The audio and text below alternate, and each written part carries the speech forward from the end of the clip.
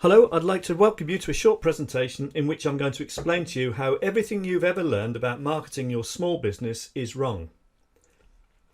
When you know this, it'll enable you to get massive leverage from your marketing, and therefore you'll make more money for the same time, the same money, the same effort you're expending now. Now the thing is, most businesses just don't know how to do this, particularly small businesses, and they spend money on marketing and basically they think that's as good as it gets. What you're going to find out is in fact that that's far from the truth. So what I'd first like to do is look at some fundamental principles. Customers are always looking for the best deal because they always want to feel as if they've made the best buying decision. And therefore they're not really interested in how great you or anyone else tells them you are, and they're not interested necessarily in paying the lowest price. They're only interested in the lowest price if they can't see any other reason to differentiate. So your task as a marketer or as a seller or as a business owner is to provide the buyer with control by giving them the information they need to be able to make this best buying decision. And what they're looking for is information. They're looking for enough information, the quantity of information, and they're looking for the quality of information. So, it's not just about volume, it's about actually helping them make their decision. Therefore, they would then know that they're making the best buying decision they can. They'll feel happy that they're getting the best value, and the best value isn't necessarily the cheapest price, but they are looking for the best value for the price they pay. So let's just look at some fundamentals about what marketing should be and what marketing shouldn't be. And if you know this and you actually apply it, then that will enable you to have competition crushing marketing, which will mean you would be able to dominate your market. And the reason you'd be able to dominate your market is because literally no one else is doing it. It's important to understand, and again, very few people understand this distinction. It's very important to understand the difference between strategic and tactical marketing. So strategic is all about your message, your long-term message. It's about what you say and it's about how you say it. And whereas tactical marketing is about a series of individual steps along the way. So it's about where you say it. It's about things like placing ads, building a website, attending trade shows. So the tactical marketing part is the bit that everybody does. But the strategic marketing, which is where you have a long-term plan, a long-term message that you're trying to get across in a series of pre-thought out tactical steps, if you like, that's what no one is doing. But strategic marketing is the key to effective marketing. So in other words, what you say, your message and how you say it, it's far more important than where you say it and, when you say it, I suppose, really. And no one is doing it. But if you understand this difference and if you understand what it means, then you will be able to stop competing on price, which would be great. You'd then be able to sell your product for what it's actually worth because the customer will understand what your product's worth. And that will drive in far more leads. You can increase anything from 2 to 100 times better leads and better responses. You'll convert far more of them. You'll be able to increase your average sales value. You'll keep your clients longer. You'll just get much, much better value for your marketing spend. And therefore you'll feel as if you're in control of your marketing and of your leads and of your results. So let's just look at what we mean by the purpose of marketing. And the purpose of marketing is to help prospects in their decision-making process. It's sometimes referred to as being able to enter the conversation they're having in their head. You're helping them to buy. In other words, you're not helping yourself to sell. You're helping them to make the buying decision. By educating them that this thing that you can provide them with is something they need and something they want. You educate them as to why they would want it and why they would want it from you, and you help them overcome doubts and questions. Now, the thing is, your prospects are not experts, particularly the more high value or complicated what you sell is, the less they're going to be experts, and they're often clueless as to what they should be looking for to make their buying decision. They don't know what the issues are. They don't know how to make this best decision. They don't know whether they're making the best decision or making a big mistake. So they have fear. And what they want is information and help. And if they don't get the information and the help, then the fear stops them from buying. So what they're looking for is they want to be confident that when they buy something, they've spent their money well. They've made the best decision. They've got the best deal. They want certainty. They don't want to be second guessing the whole time. And that's why a lot of customers are very skeptical. A lot of prospects are very skeptical about marketing because they don't want to feel they're being sold to. They want to feel in control of making their decision and feel confident they're making the right decision. So your task as a marketer or as a business owner, you need to find out what it is that's important to your ideal or best customer. You then need to educate them as to why what you provide is the best value and best deal solution to what they're looking for. You need to be able to prove it, and you need to know how to communicate it so that they, one, pay attention, two, believe it, and three, actually take action on it. But what do most businesses do? Well, what they do and what they don't is they don't educate. They don't actually show why their product or service is the best for what the customer's looking for. They don't prove it. They don't build the case. They do tend to use jargon and platitudes, which is basically a way of saying buy from me and not from my competitor. Now I'll explain what these mean when we get further into the presentation. You're always under pressure to lower prices and to work at lower margins, which means you work longer, you earn less money, and obviously your business is a far less valuable asset. So when businesses compete on price, it's because they haven't explained to prospects and potential customers that there's a discernible difference between them and their competitors. They haven't educated the customers, they haven't shown how what they offer is better value, they haven't proved it, and therefore from the customer's point of view, the only real way of differentiating between different providers is to go on price. So you could say that if you're competing on price, it's your own fault. So if you follow a strategic marketing approach, then that enables you to be better than the competition, because you can do better marketing and separate yourself from the competition and prove that you're the obvious choice for prospects to do business with. So let's look at another couple of very important principles. The difference between inside reality and outside perception, external perception.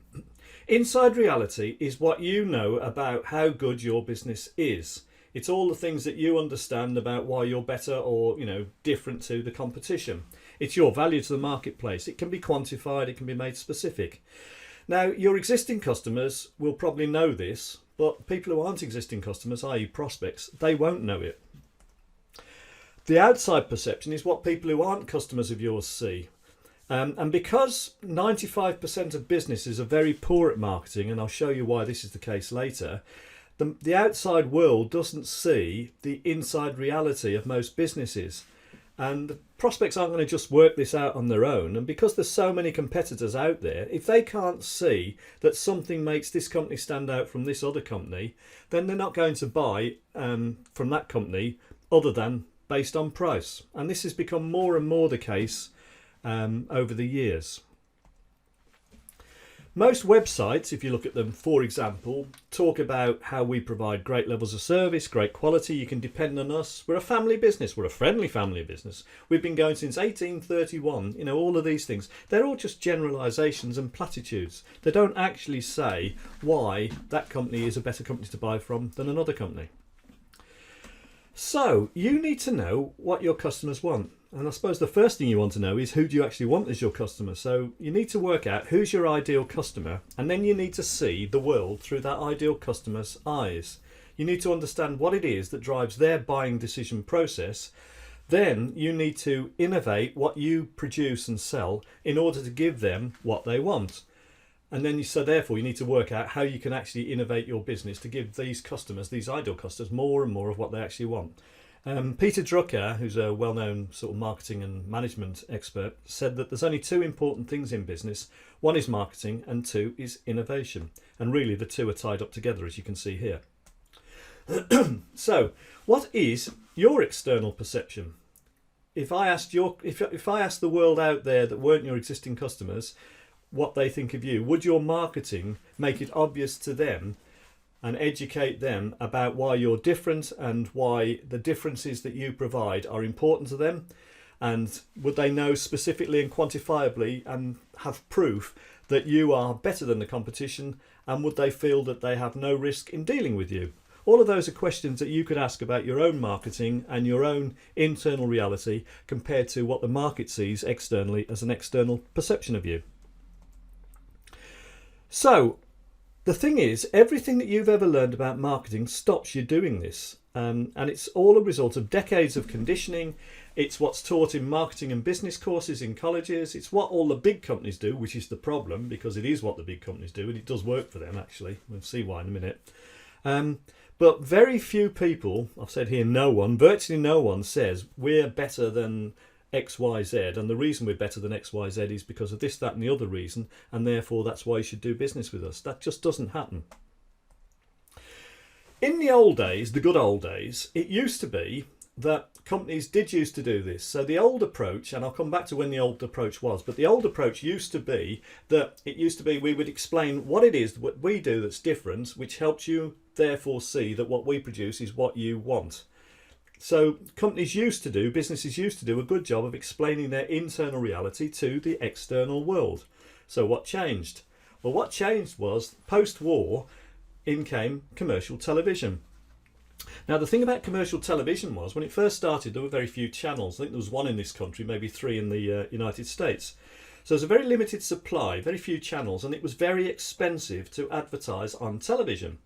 And therefore, because it was very expensive, it started off at 60-second slots. It quickly became 30-second slots. So the companies that were advertising on television were paying lots and lots of money to advertise for 30 seconds, which really meant that they hadn't got time to build a case. What they had got time to was attract attention through slogans, but they didn't really have time to build this case to show the external world why their internal reality was better than the competition. And therefore, there wasn't any time to facilitate this decision making for the customers. But this is the other thing, they didn't need to either. Because it was so expensive to advertise on television, very few companies, only the biggest, could afford to do it. So because there were so few competitors, their main task just became to attract attention, make them get remembered, and because there were so few big competitors out there, if the consumer was attracted to their name, if you like, and then remembered them through repetition, then that was job done. So the emphasis became on making adverts creative, attention-grabbing, creative, and repetitive. And they weren't really focused on building this message that says, this is why we are better than the competition. They didn't need to do it. And if you look at television adverts now, they don't do it. They just have headlines and slogans to attract attention. And then the idea is to build a brand image that sticks in your mind. Now, this became called creative and repetitive advertising for obvious reasons. But it became the standard approach for all media. And the reason it became the standard was because the biggest companies were doing it, it was therefore assumed that this was the best approach for all businesses, large and small. And basically, advertising agencies, marketing agencies, they all really adopted this approach. They all became what we call brand builders. And the thing is, if you do any sort of business or marketing course at college now, that's how you're taught to do it there as well. So the perception is that because the big businesses do it, that must be the best way to do it. So it was all about creative and repetitive advertising and about brand building. And you can bet your life that if you've spoken to people who are experts in marketing in recent times, I bet you've had conversations about how important the brand is. If you talk to a lot of experts in sort of direct marketing and marketing for small businesses, you'll actually find out that in fact it's not about brand building at all. So we've all been conditioned to the fact that it is about building a brand, it is about creative and repetitive marketing. And it's become perceived wisdom, and it's been going on for decades. So most people think that what makes a good headline is what makes a good advert is good catchy headline and then some sort of offer and call to action. The outside perception being educated as to the internal reality of the business has gone by the by. And what you've now got is adverts and marketing generally that's full of jargon. And we'll see more about that in a while.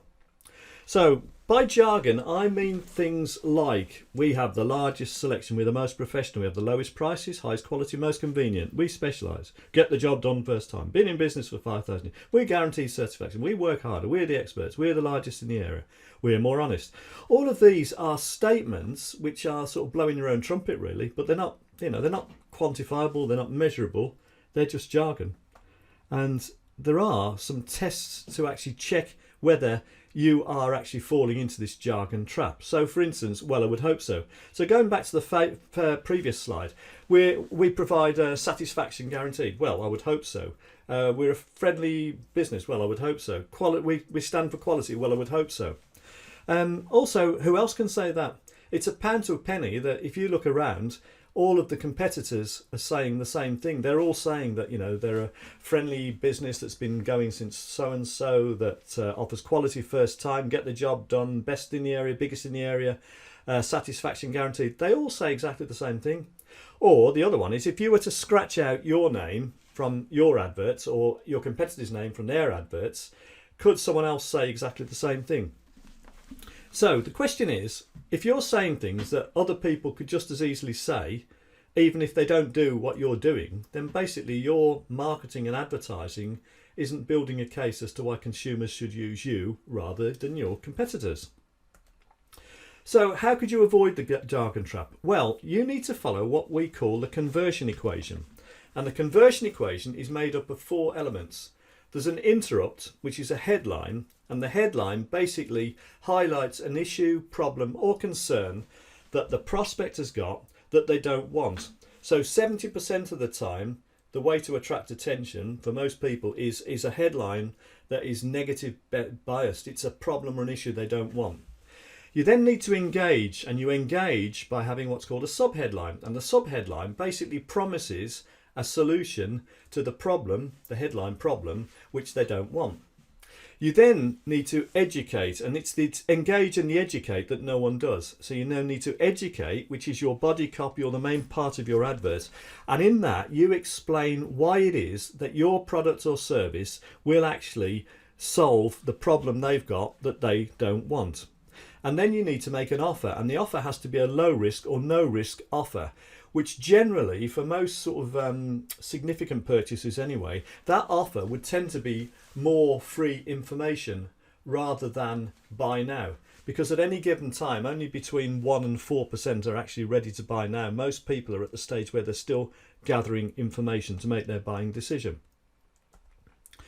How does the customer's brain work? Well, let's just have a look. The customer switches between downtime, which is when you're on sort of autopilot and your subconscious is running your life, if you like.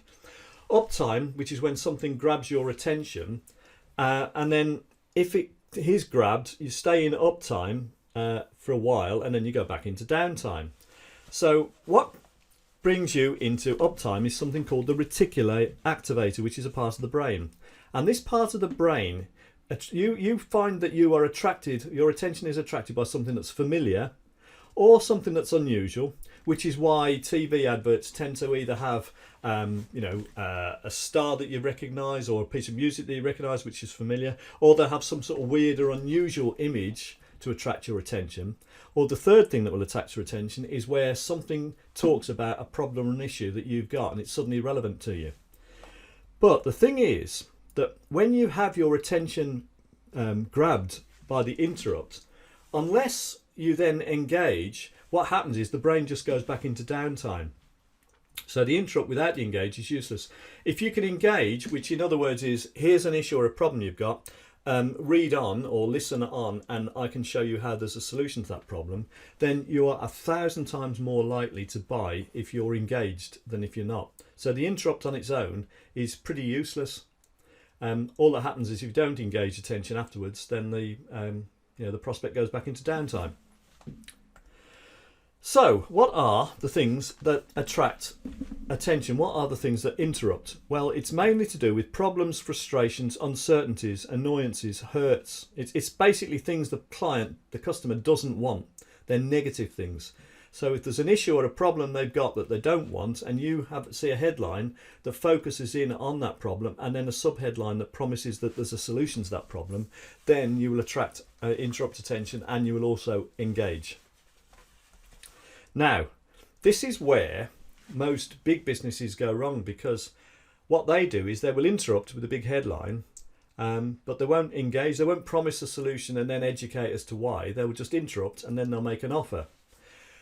Where it works most effectively in terms of the conversion equation is you interrupt, which is you highlight the issue or the concern, then you engage by promising that there is actually a potential solution, then you educate as to how this solution could work, and then you make an offer. And the offer, because most people are not now buyers, at any given time it could be 1, it could be up to 4, normally it's nearer to 1 than 4, because most people aren't actually at the position to buy just yet, what they want is a risk-free offer, and that tends to be an offer of further information.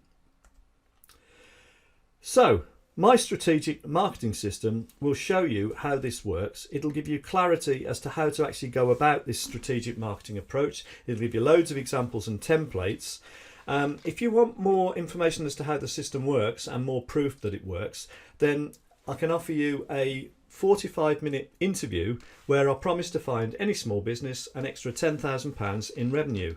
It's a program I've developed which I intend to charge £2,000 for, and I will give a 500% written guarantee when I do.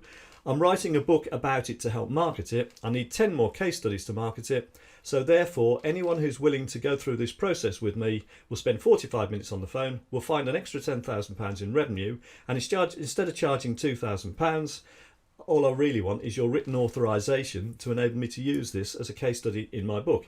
You can be anonymous. It doesn't have to, you don't have to go into print as to who and what your business is. You can if you want. So if you want to remain anonymous, that's fine. I just need permission to use it as a case study. And I'm looking for case studies from various industries. So, I want a variety. So if you're interested, let me know.